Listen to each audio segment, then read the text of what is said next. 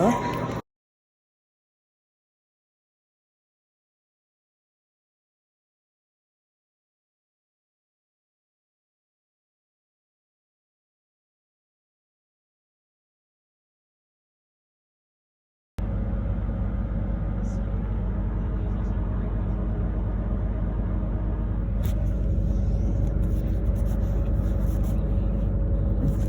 Sometimes the funnier they are, the more deceiving they can be. Good morning, ladies and gentlemen. Good morning. Welcome back aboard. Continuation of Schedule Route 4702.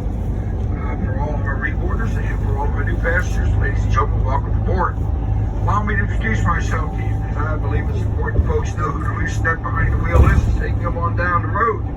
Ladies and gentlemen, my full name is Charles Richard Riddler. No relation to the arch-villain of Batman and Robin series. Okay, there you go. No, actually, I look more like Curly Howard from the Three Stooges. Whoop, struggling, yeah. So with that out of the way, ladies and gentlemen, I'm a very informal bus driver. Very informal. And my middle name being Richard, I don't want anybody calling me Dick or calling me A-Dick, so we're just going to go with Chuck, okay? Like I said, I just go by Chuck or your Royal Majesty or Bus Boss or Big Kahuna or something of that nature, you know. Just don't call me late for supper, and as you can see, I haven't missed too many meals. So, my wife's good cook, and I got lasagna waiting at home. Yeah. So anyway, just like Garfield. That's the golden rule, folks. You do unto others as you would have them do unto you.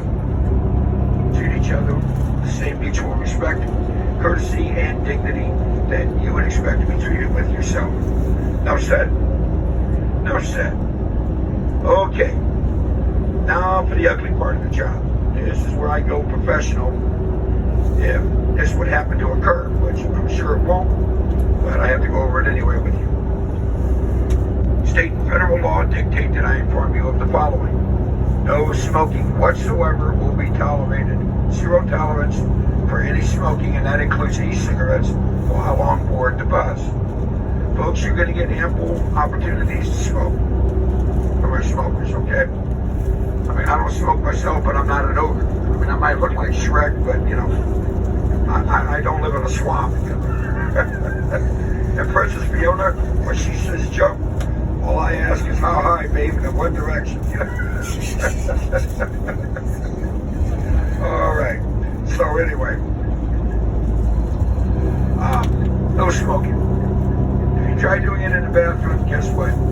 You're ratting yourself out, because the air on this bus recirculates and it will come right up here to the front, and I will smell it. Don't say.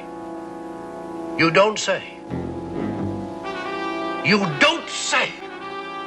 And it will come right up here to the front, and I will smell it. I will have the lights on and be looking at you in my mirror when you come out of that job. And guess what? You're in trouble. We're adults, folks, and I'm going to treat everybody on this bus like an adult. Unless someone would give me reason to do otherwise, in which case, then it becomes professional. All right. I don't get mad. I go professional. I got the wolves behind me. All right. And 911, you know, whatever. But like I said, that's not going to be an issue with anybody, I'm sure. Because if I'd have thought that, guess what? You wouldn't have got on my bus. All right. No consumption or carrying of alcoholic beverages. And last but not least, no illegal drugs of any sort. Now, folks, that also includes marijuana. Yeah, I know it's legal, but it's not legal on a federally licensed motor carriage. If you are caught with it, you have two options: to get rid of it or enjoy it while the bus is leaving you behind.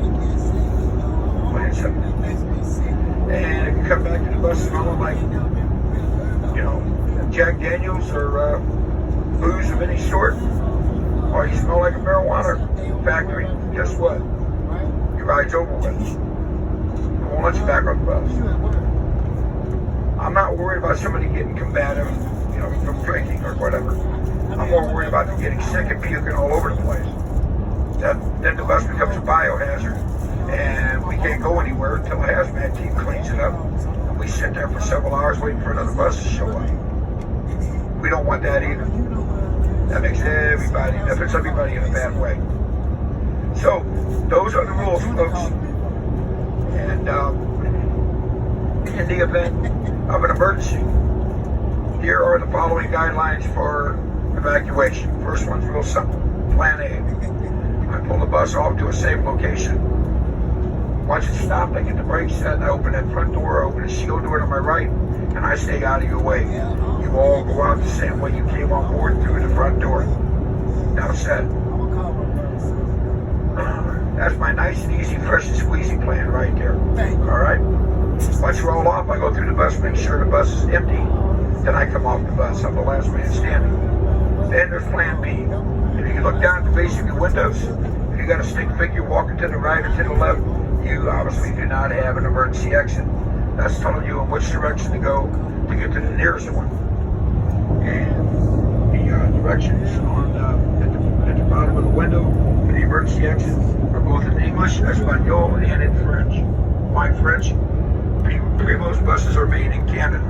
All right. A. So anyway, gotta throw that A in there.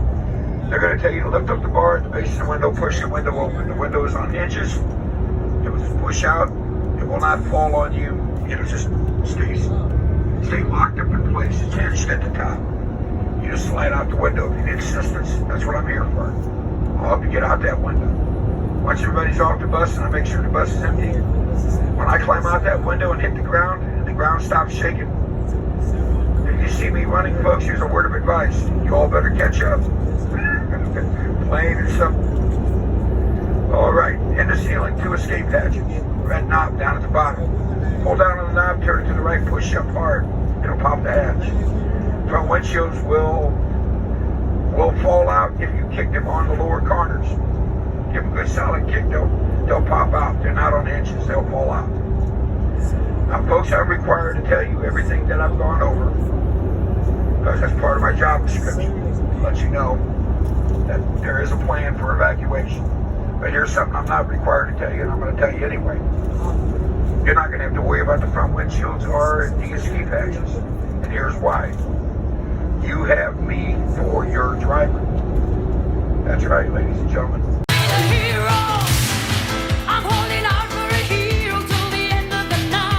That's right, ladies and gentlemen. I'm a damn good driver. The legendary Babe Ruth once said, it ain't bragging if you can do it. Folks, I do this on a daily basis whenever I'm behind the wheel. And I don't take anybody's safety or well-being for granted. Not at all. My head will go on the chopping, my neck will go on the chopping block off my head before any of you get hurt, if I've got anything to say about it. So by taking care of me, I'm taking care of all of you. No shit. So, ladies and gentlemen, now that you know that I'm giving you my all in all, I only ask 2 things of you. Your compliance and acceptance of the rules that have been set forth. I don't think that's asking too much. I want to thank you all for riding Greyhound, and I'll be going over more stuff with you later on concerning your schedules and that. If you have questions, please feel free to ask when we're at a location.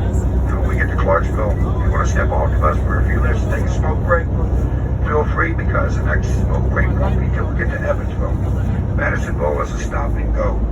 We pull in, pick up, drop off, and we're gone. No one gets off the bus except me, unless you're a passenger getting off. So with that out of the way, ladies and gentlemen, once again, thank you for riding Greyhound.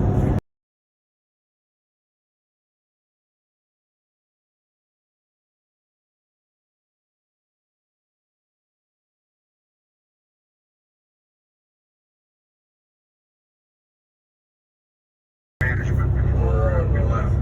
So, if you like snow, it's waiting for us.